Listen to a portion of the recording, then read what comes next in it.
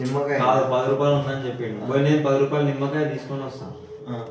11 వరకు అన్నీ రెడీ అయిపోవాలా. నువ్వే చేస్తాను. ఏం రెడీ కావాలి?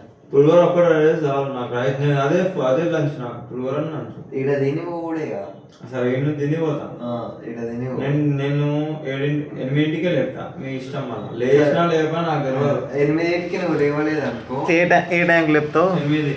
8 గ్యారంటీ. 8 తొక్కుతా నేను లేచిన. ఒకవేళ నేను లేచినా అనుకో మీరు లేకపోతే. అరే మన వాడు 4కి లేస్తాను రైడేనా?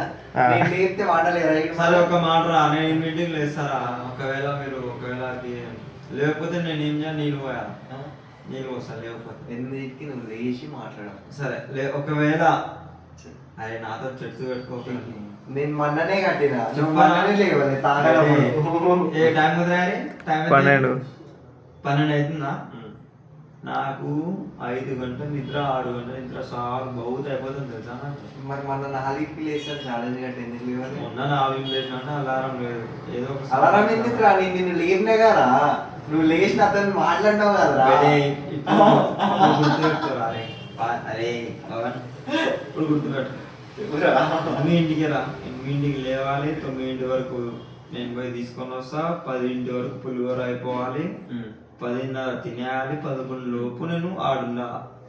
అయితే శనగపప్పు తీసుకున్నా. శనగపప్పు తీసుకున్నా. శనగపప్పు ఎందుకు? పులిహోర కలుపుతాను రా.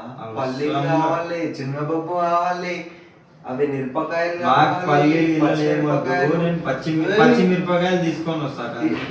కాదురా, ఇవన్నీ లేకుండా పులిహోర ఎట్లా చేస్తారా? ఎగ్ ఫ్రైడ్ రైస్ ని పులిహోర అనుకుంటుండు. పల్లీలు ఏమనుకుంటున్నావు? అంజోడుగా పల్లీలు ఎంత రేటు ఉంది తెలుసా? మరి అవన్నీ లేకుండా ఎట్లా చేస్తారా పులిహోర? మరి అందుకే నీట్ గా ఎగ్ రైస్ చేసుకుందాం రేపు.